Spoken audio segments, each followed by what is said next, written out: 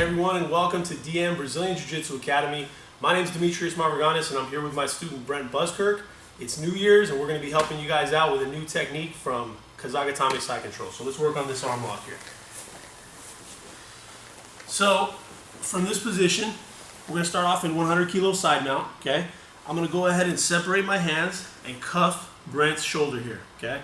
Next, I'm going to try to pull up the other arm. Now, here's the thing.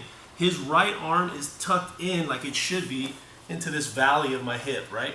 So for me to pull it out from here would be difficult. So what I'm going to do is I'm going to post my hand on the floor. I'm going to open up my knee, but I'm going to make sure to keep my right knee connected to his hip so he doesn't replace his guard, okay? Now from here, I take my left hand. I'm going to reach underneath, and I'm going to capture right behind his elbow and tricep, and I'm going to pick that up a little bit and then shift forward and switch my base, okay? Now from here, I have a really good pressure from Kesa Gatame, and what I'm focused on first is keeping the rectangle of his shoulders and his hips, keeping that rectangle flat on the ground. The last thing I want from Kesa Gatame is the person to start moving his hips out, go ahead, and start lifting up that rectangle or the opposite side. That would be bad for me. So from here, I'm using my feet to put pressure on top of my opponent, and also notice that my hand is underneath his shoulder on this side, and my knee is underneath his shoulder on the other side, okay? So this gives me a pretty good control of my partner. Now another thing you want to worry about or focus on is not letting this guy push you all the way back. And so don't make it easier for him. Don't put your head back like this to begin with. Keep your chin tucked and your head down the entire time, okay? So once I switch, I'm here. If he tries to push me, he doesn't have a lot of power in one arm when that arm is bent. If the arm is straight, you're going to feel a difference, okay? So remember, keep your head down.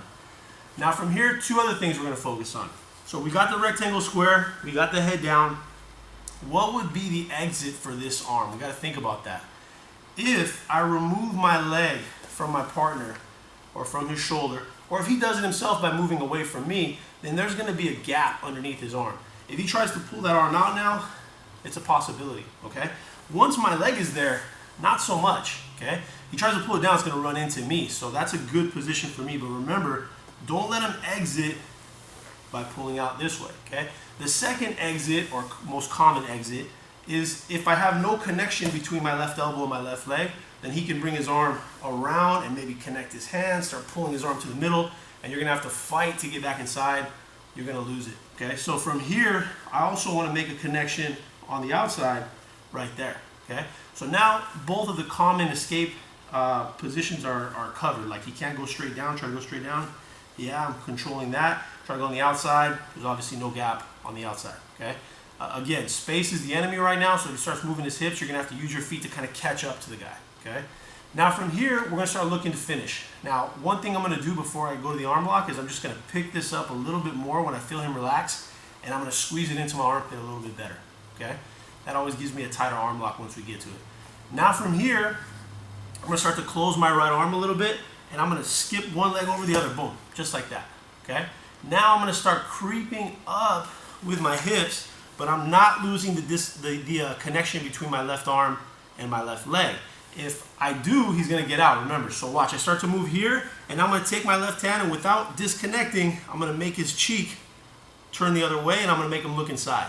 Now from here, I'm going to step my leg over his head, and then my hand's going to go outside my own leg, and I'm going to start to move my hips forward, and my head goes back, and that's going to create an arm lock right there, okay? So once again, we're here. I have, this arm gets picked up tight into the armpit area. I connect my left elbow, left leg. I'm going to bring it over like this. I'm going to start walking closer to him, find the cheek without disconnecting, pull it inward, step over, hand outside, and finish with the arm bar. Now what I have found happens a lot is as I'm here and I feel like I have, I'm starting to like creep up towards that arm lock area, as soon as I get to this position, he has a free hand. So he's going to be trying to block whatever I'm trying to do. If you feel that you can 100% get this arm, it's a great opportunity for an Americana, okay? Now, I'll be honest with you, for me, I want what I want. So I'm going to try to go for that right arm anyways. And if he tries to get the block, if we're here, he starts blocking, I'll just go back to pressure, okay? So this makes me feel like I'm really wearing him out, and I like that more. If the Americana's a guarantee, don't get me wrong, I'll take it. But strong guys, it's hard to keep their arm bent. This one is a lot more powerful because I'm using my entire body to finish as opposed to just my arm against his arm. So you always have to consider who you're doing it on. Okay, so let's do it one more time. So we're here.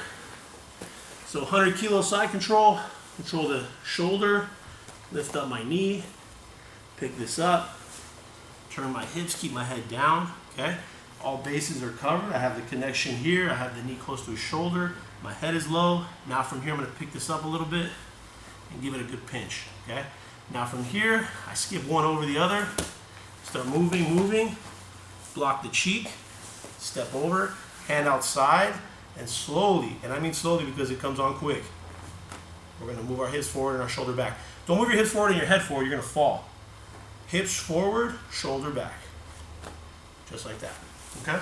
So, I'm a big fan of techniques that start with pressure and lead to submissions, and this is one of those. Hopefully you guys enjoyed it, and please check out our website, www.dmbjj.com. Happy holidays, and enjoy the new year, guys. See you next month.